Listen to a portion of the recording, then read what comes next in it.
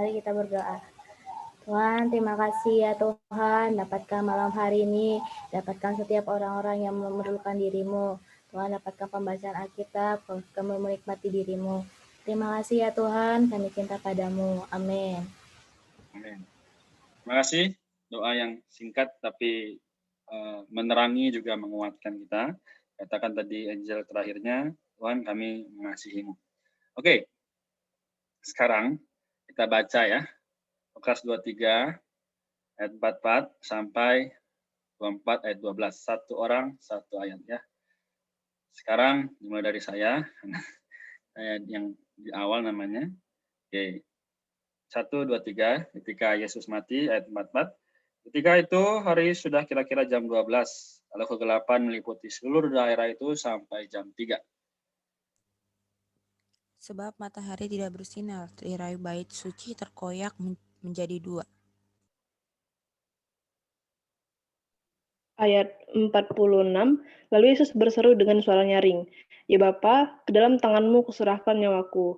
Dan sudah berkata demikian, ia menyerahkan nyawanya.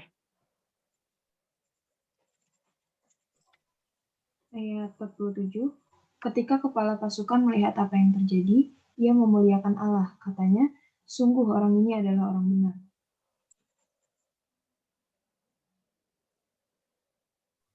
Ifah. 48. Dan sesudah seluruh orang banyak yang datang berkerumun di situ untuk tontonan itu, melihat apa yang terjadi itu, pulanglah mereka sambil memukul-mukul diri. Amin. Dan ayat 49, semua orang yang mengenal Yesus dari dekat, termasuk perempuan-perempuan yang mengikuti dia dari Galilea, berdiri jauh-jauh dan melihat semuanya itu.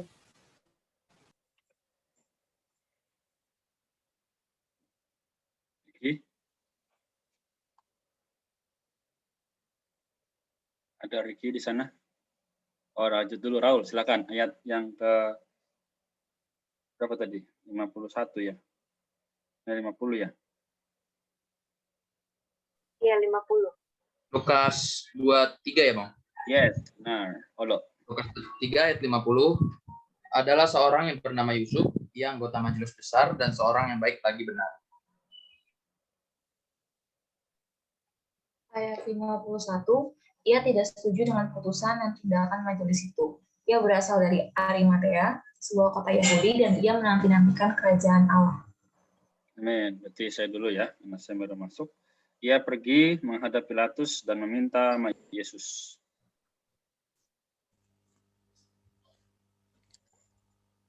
Ayat 53.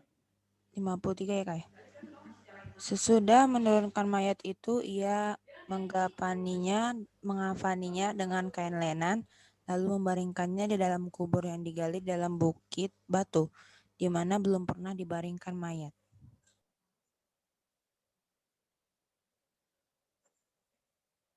Oke, Alza.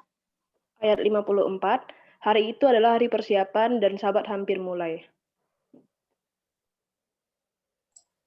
Ayat 55, dan perempuan-perempuan yang datang bersama-sama dengan Yesus dari Galilea ikut serta dan mereka melihat kubur itu dan bagaimana mayatnya dibaringkan. Oke, Iva. Maaf, kali. Ayat 55 ya? 6 sekarang. Oh, 56. Dan setelah pulang, mereka menyediakan rempah-rempah dan minyak mur. Dan pada hari Sabat, mereka beristirahat menurut hukum Taurat. Betul. Tetapi pagi-pagi benar pada hari pertama minggu itu, mereka pergi ke kubur membawa rempah-rempah yang telah disediakan mereka. Oke, masih ya. Lanjut atau Raul? Raul ya. Silakan Raul. Raul? Iya, Bang. Ayat berapa, Bang, sekarang? 2. Ayat 2 ya? Ya. Mereka mendapati batu sudah terguling dari kubur itu. Ayat 3, dan setelah masuk mereka tidak menemukan mayat Tuhan Yesus. Ayat 4, sementara mereka berdiri termangu-mangu karena hal itu, tiba-tiba ada 2 orang berdiri dekat mereka, memakai pakaian yang berkilau-kilauan. Sam.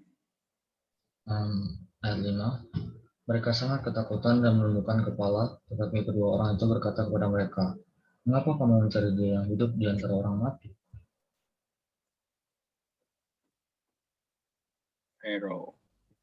Ayat ke-6, ia tidak ada di sini, ia telah bangkit. Ingatlah apa yang dikatakannya kepada kamu ketika ia masih di Galilea. Ayat 7, yaitu bahwa anak manusia harus diserahkan ke tangan orang-orang berdosa dan disalibkan, dan akan bangkit pada hari yang ketiga. Men, sebelum kita lanjutkan, kita boleh ya sambil berpikir atau cari ayat mana yang akan menjadi ayat penting nanti di akhir kita sama-sama tanyakan ya. Oke, sekarang ayat yang 8 tadi ya. Maka teringatlah mereka akan perkataan Yesus itu. 9, setelah mereka kembali dari kubur, mereka menceritakan semuanya itu kepada ke-11 murid dan kepada semua saudara yang lain. Ayat 10, perempuan-perempuan itu ialah Maria dari Magdala dan Yohana dan Maria ibu Yakobus. Dan perempuan-perempuan lain juga bersama-sama dengan mereka memberitahukannya kepada rasul-rasul. Ayat 11, tetapi bagi mereka perkataan-perkataan itu seakan-akan omong kosong, dan mereka tidak percaya kepada perempuan-perempuan itu. Ayat 12, sungguh pun demikian, Petrus bangun, lalu cepat-cepat pergi ke kubur itu. Ketika ia menjenguk ke dalam, ia melihat hanya kain kapan saja, lalu ia pergi dan ia bertanya dalam hatinya apa yang kiranya telah terjadi. Oke, puji Tuhan. Sekarang saya tanya ya, 2 atau 3 orang boleh menyebutkan ayat mana yang menjadi ayat penting daripada pembahasan hari ini. Anyone? Ya, Kak. Ya, silakan. Ayat 43 sama ayat 43 sama 56. Oke. Terus siapa selain Azza? Ayat 5, Kak. Ayat 5 ya. Oke, satu lagi mungkin ada?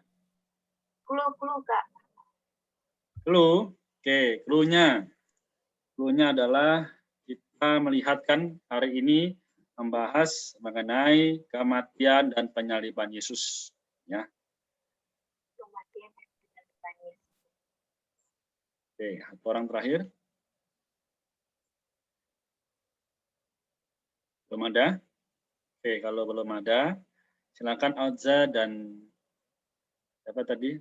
Elia ya. Boleh bacakan ayat yang kalian pilih.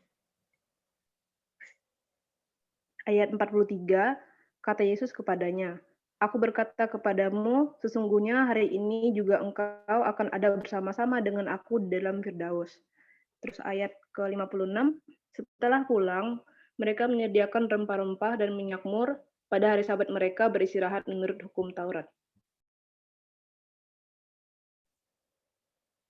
Terus, satu lagi siapa tadi? Elia? Oh, Saya, Ane. Kak. Oh ya, Ane. Suaranya mirip. Sorry. Iya. Silakan. Ya, Kak. Ayat 5, Kak. Dibacakan. Lukas 24 ayat 5, mereka sangat ketakutan dan menundukkan kepala, tetapi kedua orang itu berkata kepada mereka, "Mengapa kamu mencari dia yang hidup di antara orang mati?" Oke, thank you Alza dan Ane. Ya, kita menyadari bahwa dalam kehidupan manusia di saat itu ada satu perkara penting, yaitu kenapa mereka malah menyalibkan Yesus, ya kan? Kenapa hari ini justru kita mengasihinya, bahkan sampai kita mau nih, ya. Aku sampai mau mati, kata Petrus kan demikian juga. Enggak, aku nggak akan menyangkal engkau. Tapi ternyata Petrus menyangkal Yesus 3 kali, ya, bahkan sudah dinasihati itu sama Tuhan. Sebelum aku disalibkan, kau akan menyangkal aku sebelum ayam kekokok 3 kali. Wah, hari ini kita akan masuk ya. Sekarang kita akan bahas tidak ada yang salah, ya jawabannya. Kita hanya ingin meluruskan dan membenarkan, kita sesuai firman ya. Oke. Jadi saya izin tampilkan.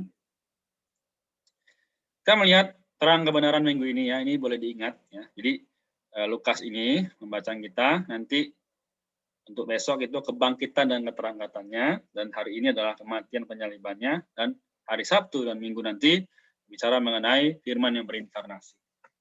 Tadi Alza sudah menjawab dan Ane, dan sudah mendekati ya, tapi jawaban Ane itu nanti adalah untuk esok ya, untuk kebangkitan. Sekarang kita akan melihat dulu apa yang akan menjadi kunci atau ayatnya hari ini. Ya, oke. Sekarang kita lihat ini dia ya, yaitu ayat 44. Sedikit lagi ya. Jadi kita boleh baca sama-sama. Ketika itu hari sudah kira-kira jam 12 dan kegelapan meliputi seluruh bumi sampai jam 3. Baik. Pertanyaan pertama, mengapa ada kegelapan yang menutupi seluruh bumi? Kemudian pertanyaan yang kedua, bagian Tuhan yang mana yang kembali kepada Bapa? Ya. Jadi kan di ayat 44 tadi dibilang bahwa ya pasal 3 mengenai jika itu hari sudah kira-kira jam 12, lalu kegelapan meliputi seluruh daerah itu sampai jam 3. Kegelapan yang menutupi itu apa? Mengapa? Kemudian ayat 46-nya ya. Lalu Yesus berseru dengan suara nyaring, ya Bapa, ke dalam tanganmu kuserahkan nyawaku. Dan sesudah berkata demikian, ia menyerahkan nyawanya. Apa yang diserahkan? Oke, siapa yang mau jawab pertanyaan 1 dan 2?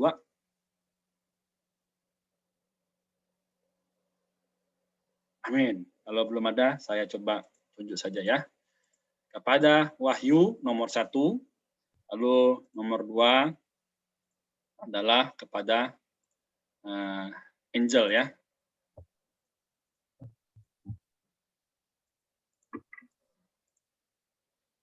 Silakan. Kira-kira jam 12 sampai jam 3. Itu siang-siang kan ya, Kak? Padahal ya? Iya, betul. Tapi ada kegelapan ya, Kak? Apa ya? Kalau lihat, apa ya, bingung, Kak. Ngelihat kondisi normal, mungkin mau hujan. Tapi, kalau kita melihat secara rohani, mungkin ya, Kak, pada waktu penciptaan kan bumi gelap ya. Nah, mungkin pada saat itu, ketika Tuhan ingin menyelamatkan seluruh umat manusia, seolah-olah kehidupan ini dimulai dari awal lagi gitu, keselamatan diberikan seperti pada mula-mula Tuhan menciptakan langit dan bumi, Kak. Tapi nggak tahu sih, Kak. Itu tebak-tebakan saja, Kak. Gak apa-apa.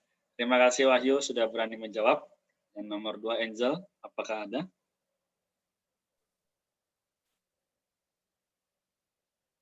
Belum. Ada Angel? Mungkin dibuka mute-nya. Mute kayaknya Angel. Oh, atau ada bukan ada halangan atau jaringan ya. Okay. Ya. Aku, Kak. Siapa itu? Siapa? Boleh silakan. Siapa, Kak? Ya. Siapa, Kak? Aku. Iya kan kamu yang aku tadi kan. Kalau aku yang jawab nomor 2 itu dia menyerahkan roh yang menunjukkan bahwa Tuhan secara sukarela menyerahkan hayatnya untuk menebus dosa manusia. Haleluya. Oke, thank you Claudia ya. Jadi karena sudah ada jawaban, kita langsung saja kita bahas ya untuk penjelasan kepada teman-teman yang mungkin masih belum mengerti. Oke, sekarang saya tampilkan. Nah ini ya. Jadi kenapa kok balik lagi ke Matius kunci jawabannya? Karena sebenarnya jawabannya sudah ditulis di kitab Matius itu, dan kitab Lukas hanya menegaskannya. Jadi di kitab Markus pasal 15 ayat 25 sudah dikatakan bahwa Tuhan itu tersalib dari jam 9 pagi. Waduh, dari jam 9 pagi ya, dan disalibkan. Mungkin ada yang dari kita aja sekarang jam 9 tanda kutip belum bangun ya. Tapi Tuhan sudah disalibkan jam 9 sampai jam 3 siang. Berarti berapa jam? 6 jam ya. Yang menderita 6 jam di kayu salib. Nah, di dalam 3 jam yang pertama, Tuhan itu dianiaya oleh manusia. Ya. Tuhan itu dianiaya oleh manusia. Ya. Karena melakukan kehendak Allah. Ya. Karena dia melakukan kehendak Allah. Kemudian dalam 3 jam yang terakhir, dia dihakimi oleh Allah untuk merampungkan penebusan bagi kita. Wow, jadi jam 9 sampai jam 12 itu gelap karena apa? Karena di situ ya dia dianiaya oleh manusia. Dalam 3 jam yang kedua, dia dihakimi oleh Allah untuk merampungkan penebusan bagi kita. Pada saat itu, Allah menganggap dia sebagai pengganti kita. Wow, pengganti kita yang menderita karena dosa. Oke, saya minta tolong kepada apa nih? Oke. Ella, boleh tolong bacakan Yesaya 53:10. Iya, Kak, bentar.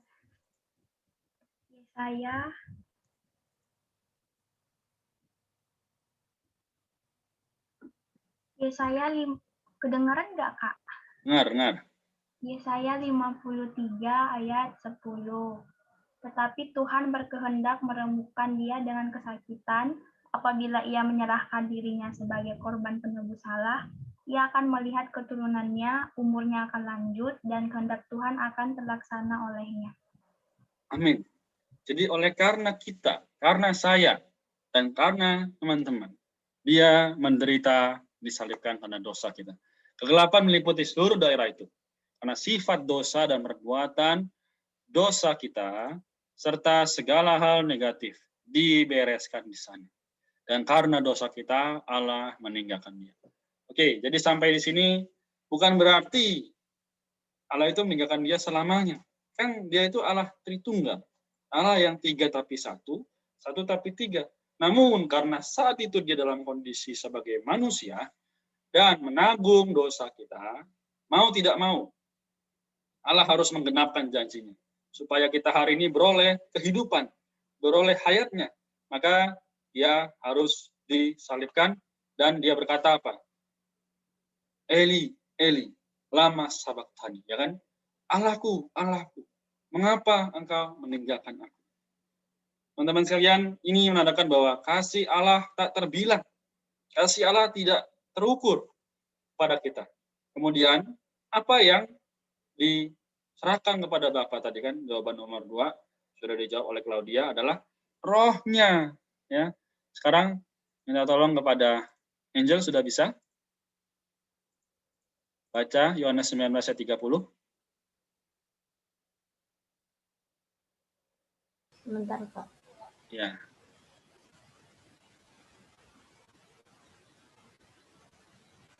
Matius. Yohanes. Ya, 19 ayat 30.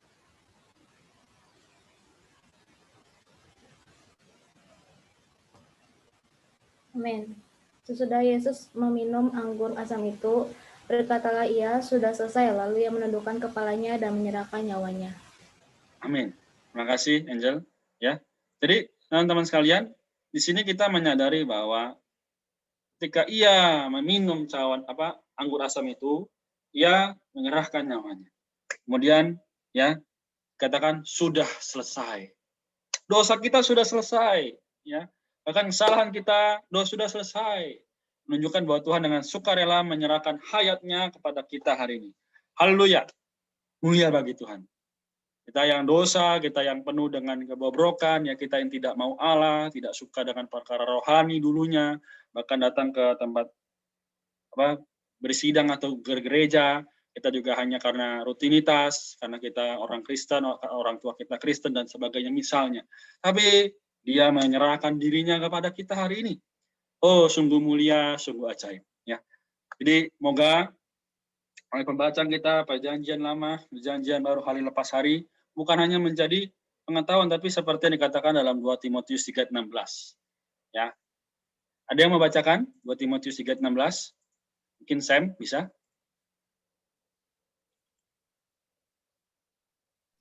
2 Timotius berapa? 3 ayat 16.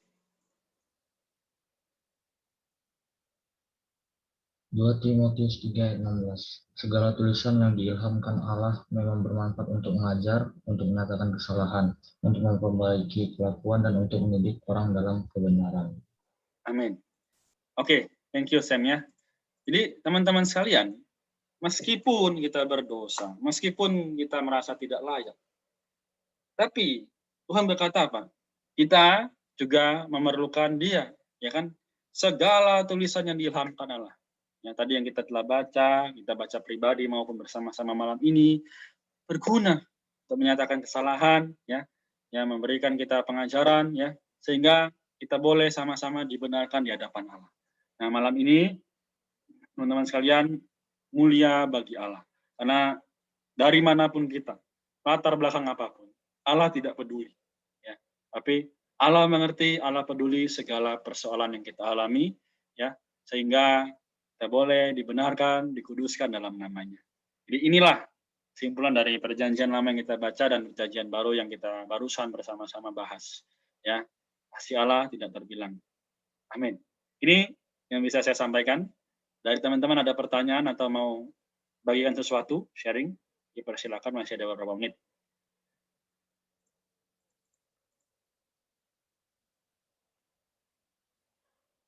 Amin. Oke. Apakah sudah mengerti semua? Sudah jelas? Kak, Sudah mau nanya. Boleh, Oza.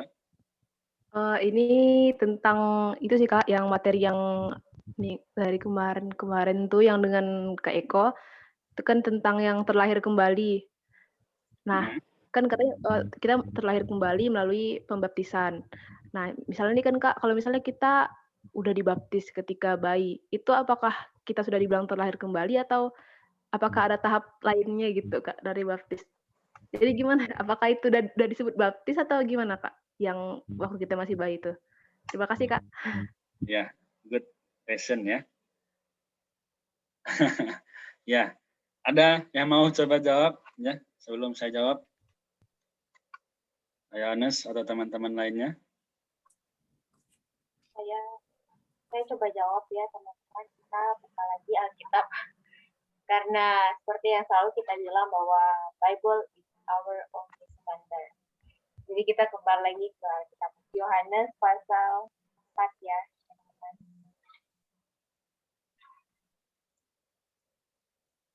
Buka Alkitab. Kita pasal 3 ya. Ya. Pasal 3 ya. Ya, pasal 3. Boleh juga sih Kak Renar tampilkan gitu ya. Juga mungkin sebelum kita baca ini apa namanya Yohanes ini standarnya ini juga kita boleh minta tolong Otsa buka Markus 16 ayat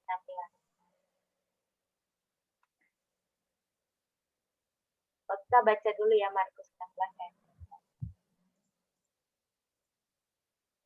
16. Bentar Kak.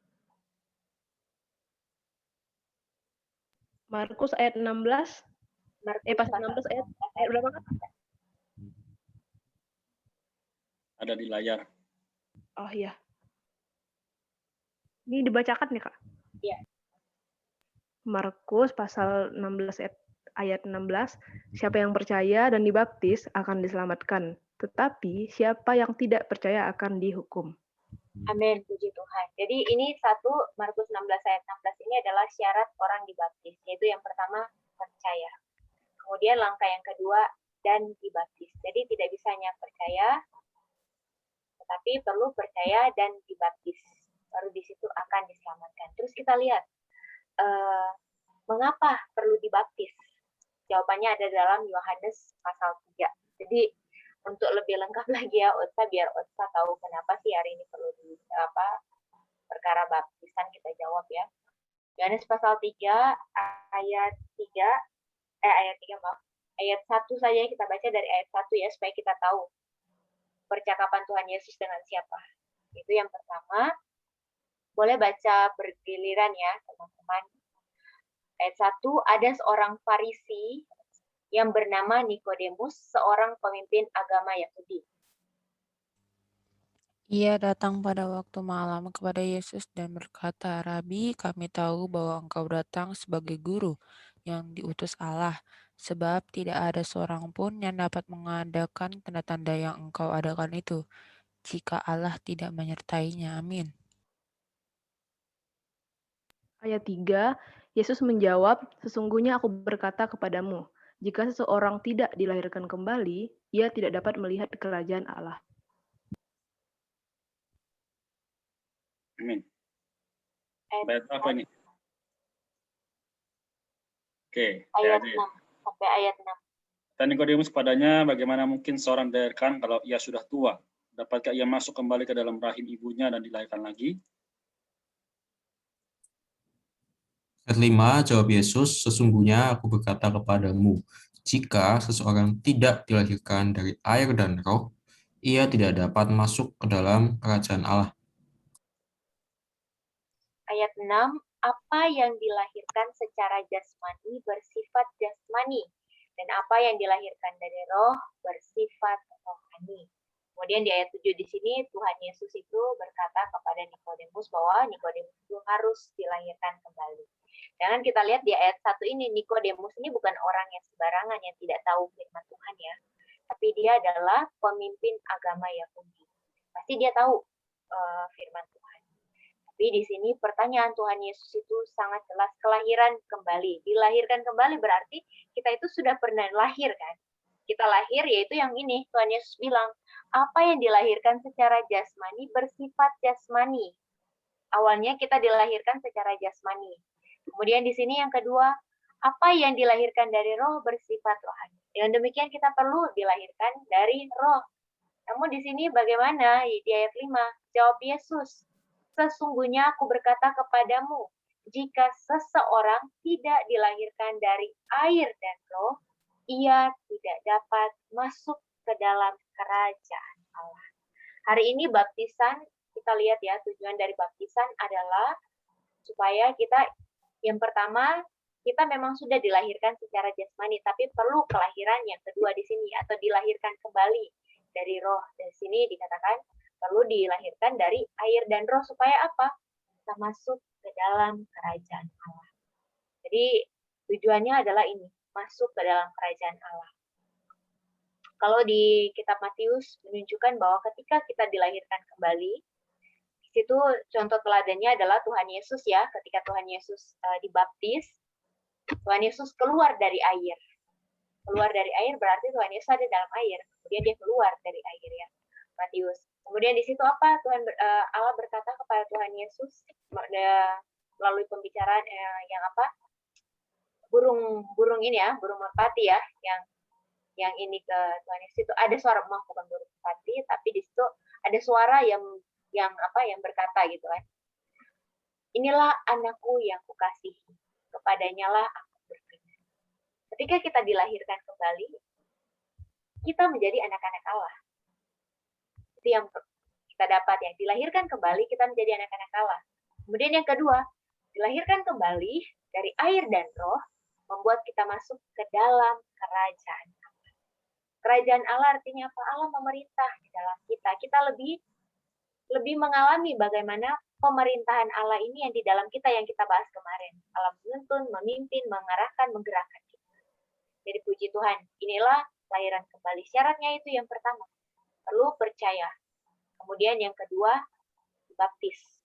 Dibaptis itu kalau bahasa aslinya baptiso, yang artinya diselamkan, dimasukkan ke dalam air. Itulah arti baptiso. Kayak gitu. Jadi mungkin Otsa bisa menyimpulkan sendiri ya bagaimana jawaban dari penjelasan yang lumayan panjang ini. Otsa bisa menyimpulkan jawaban. Amin. Amin, puji Tuhan. Makasih Kak Iva. Sama-sama Otsa. Amin. Kemudian ada lagi? Ya. Kalau nggak ada, saya yang tanya nih ya. Jadi sebenarnya tadi di sesi 1 ada yang nanya begini. Ya. Kenapa kok di akhir-akhir penyaliban itu malah perempuan-perempuan yang ada, yang betul-betul ada sampai akhir, ya sampai selesai. Murid-murid Yesus kemana? Nah itu boleh jadi perenungan kita bersama ya. Ada yang mau jawab nggak? Kan banyak perempuan nih, banyak sekali nih. Laki-laki cuma 3 ya, 4. Ya, oke. Jadi nanti nggak usah dijawab sekarang, tapi boleh dipikirkan, direnungkan. Yang mungkin tadi saya luruskan sedikit dari yang jawaban Kaifa dan pertanyaan Oza. Intinya kan ketika Tuhan berbicara kepada Nikodemus pun itu dia sudah dewasa, ya. Jadi mengenai bayi yang dibaptis itu, pertanyaannya bayi itu sadar nggak dia dibaptis? Enggak kan ya? Maka kita harus sama-sama kembali ke Alkitab bahwa itu tadi disurupkan. Dan kemudian ya itulah supaya kita bisa melihat kerajaan Allah. Ya, jadi bukan hanya sekedar firman atau tulisan orang ya. Ini tulisan yang diilhamkan Allah ya. Jadi memang tidak ada kepentingan lain ya selain daripada Allah sendiri yang dimuliakan. Amin ya. Mulia bagi Tuhan. Jadi tadi jawabannya itu, yang pertanyaan saya juga boleh menjadi perenungan. Oke. Anyone ada lagi? Ya.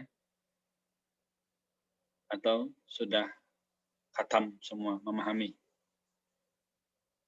Jempolnya boleh kalau ada. Ya. Audia ya. Baik. Puji Tuhan kalau begitu. Nah, kita mungkin setelah ini baru ada sharing-sharing lagi singkat ya. Oke, kita puji syukur pada Tuhan. Kita boleh mengenal kasih-Nya, kita boleh mengenal kasih setia-Nya. Baik, terima kasih. Kita akan tutup dalam doa kalau begitu. Tadi sudah dibuka ya, Angel. Sekarang akan ditutup oleh siapa yang mau berdoa? Ada? Ada perasaan dalam hatinya mau berdoa gitu ada? Oke, belum ya. Bolehkah kalau begitu teman kita Claudia mendoakan kita? Oke, Kak. Amin. Mari teman-teman kita bersatu dalam doa. Tuhan Yesus yang baik, terima kasih untuk malam ini santapan rohani kami untuk memahami ini ya Tuhan. Ya Tuhan, terima kasih Kau telah memberikan kami santapan rohani supaya kami selalu diingatkan untuk selalu kembali ke dalam jalan-Mu ya Tuhan. Ya Tuhan, berkati setelah ini kami akan melakukan kegiatan kami masing-masing. Ada yang mengerjakan tugas, ada yang melanjutkan pekerjaan yang lain ya Tuhan. Berkati kami semua ya Tuhan, dan juga berkati teman-teman kami yang hari ini belum bisa hadir, yang sedang mengerjakan tugas, yang sedang sibuk dalam perjalanan ya Tuhan. Berkati mereka ya Tuhan. Dalam nama-Mu Tuhan Yesus kami berdoa dan mengucap syukur. Haleluya. Amin. Amin. Terima kasih atas doanya.